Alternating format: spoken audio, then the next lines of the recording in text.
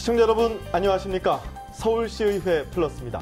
첫 소식입니다. 진정한 지방자치 실현을 위해 꼭 이루어져야 하는 지방분권. 서울시의회에서는 지방분권을 위해 7가지 과제를 제시했는데요. 지난 시간에 이어 오늘은 지방의회의 예산 편성 자율권에 대해 알아봅니다.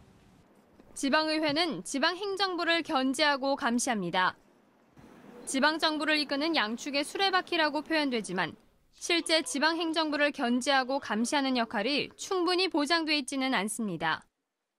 특히 지방의회와 관련된 예산 편성은 법령과 훈령으로 통제돼 주민 요구에 대응하는 의원들에게 걸림돌로 작용하고 있습니다.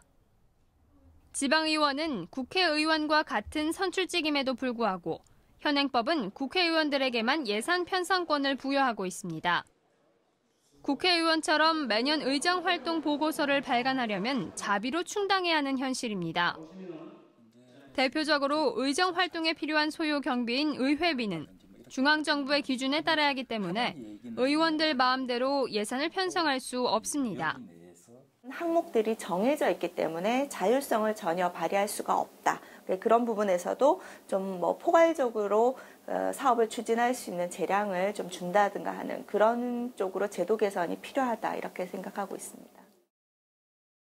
의회비는 의정활동으로 받는 의정활동비를 비롯해 업무상 출장을 갈 경우 받는 의정여비, 운영 공통경비, 의회 운영 업무 추진비 등으로 구성되어 있습니다. 중앙정부의 지침에 따라 의회비는 이외에 새 비목을 편성할 수 없습니다. 때문에 주민의 요구나 지역의 현안이 발생했을 경우 이를 탄력적으로 해결할 수 있는 예산은 제한적입니다. 지방의회에도 정책개발비가 편성될 수 있다면 주민들의 요구가 무엇인지 그리고 지역의 민원사항에 대해서 심도 깊은 정책 토론회를 개최를 한다든지 또 주민들이 뽑은 의원들이 어떤 활동들을 하고 있는지에 대해서 주민들이 소상하게 알 수 있도록. 이에 서울시의회 의원들은 예산 편성 자율권 확대를 비롯한 지방의회 권한 확대에 대한 염원을 모아 최근 지방의회 법안을 발의했습니다. 지방 분권을 실현하고 그 안에서 지방의회가 제 기능을 수행하려면 제도적인 기반부터 다져야 한다는 판단입니다. 지방자치제도가 처음 도입됐을 때 불가피하게 필요했던 규제들이 20년이 훨씬 지나 성숙된 만큼 자율성을 부과해야 한다는 목소리가 커지고 있습니다. TBS 류밀희입니다.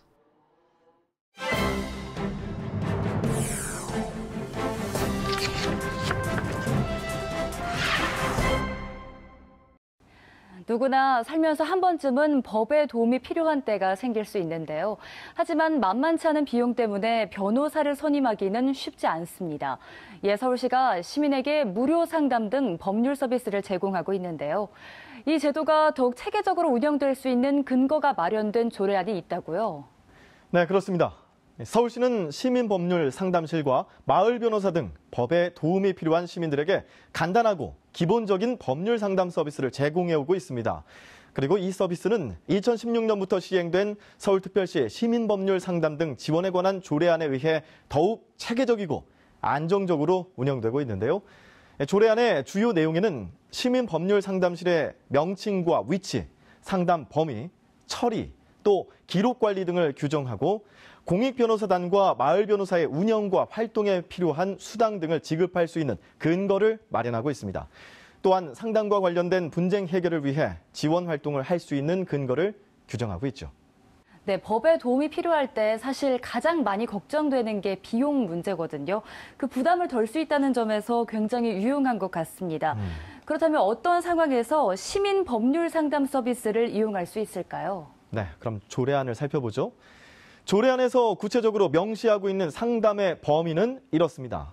시민생활과 관련된 행정, 민사, 형사, 가사 사건에 관한 사항과 그 밖에 부동산, 창업, 인권 등 시민생활과 관련된 사항 전반을 규정하고 있는데요. 서울시의 주소와 거소를 둔 시민, 상공인, 직장인 등을 상담의 대상자로 규정하고 있죠. 실제로 지난 2016년 4월 출범한 서울시 공익법무사단의 출범 1주년 당시 주요 상담 사례를 살펴보면 등기와 상가 건물 임대차, 개인사업의 법인 전환, 연대보증, 증여 및 상속재산 정리, 가족관계, 개인회생 등 민사사건부터 형사사건까지 아주 다양했습니다. 2014년 12월부터 시행되고 있는 서울시 마을변호사 제도도 많은 시민들이 이용하고 있는데요. 지난해 5월에는 방문 상담이 7,086건, 전화 상담이 5,563건으로 총 1만 건을 돌파했습니다. 상담 사례로는 부동산, 대금 지급, 회생, 파산 등 민사 분야가 9,531건으로 가장 많았고 이혼과 상속 등 가사와 관련된 내용이 1,791건으로 뒤를 이었습니다. 이외에도 형사가 747건, 행정이 368건, 기타 212건 순으로 집계됐습니다. 이처럼 마을 변호사 역시 서울시 공익법무사단과 마찬가지로 경중을 가리지 않고 마을의 해결사 역할을 톡톡히 하고 있었는데요. 이 같은 인기에 힘입어 지난해 7월 서울 마을 변호사 서비스는 25개 자치구 전체 424개 동으로 확대 시행되고 있죠.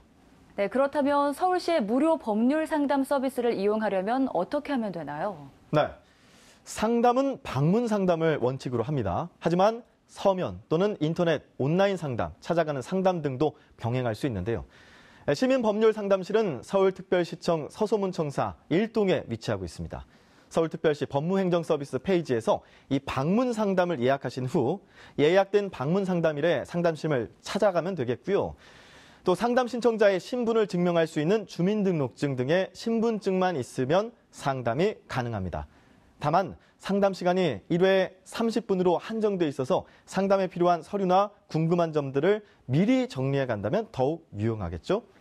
마을 변호사는 각 동마다 지정된 변호사가 정기적으로 동주민센터를 방문해 상담을 진행하고 있습니다. 그런데 무료 법률 상담을 받기를 원하신다면 거주하고 계시는 동주민센터를 방문하거나 전화로 신청하시면 되는데요. 동주민센터별로 정기 상담일이 다르다는 불편함이 있습니다. 하지만 거주지 외에 동주민센터에서도 신청이 가능하다고 하니까 각 주민센터별 정기 상담일을 확인하신 후에 무료 상담을 받아보시면 될 것 같습니다. 예기치 못한 일들로 법적인 문제에 휘말렸을 때 어려운 용어와 내용들 때문에 전문가의 도움이 꼭 필요하지만 많은 비용이 필요하다는 인식 때문에 부담이 앞섰다면 이제 한시름 놓으셔도 될 것 같습니다. 우리 곁에 가까이 있는 서울시의 생활 속 무료 법률 상담에 도움을 받거나 마을 변호사를 찾아가시는 건 어떨까요?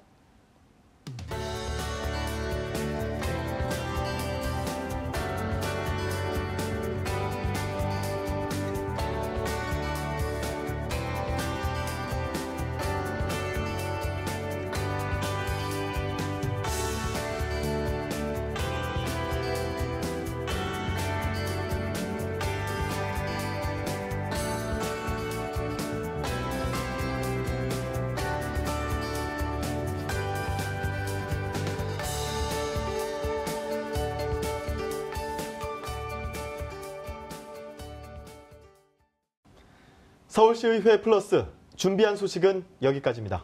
다음 시간 더 알찬 소식으로 찾아뵙겠습니다. 함께해 주신 여러분 고맙습니다.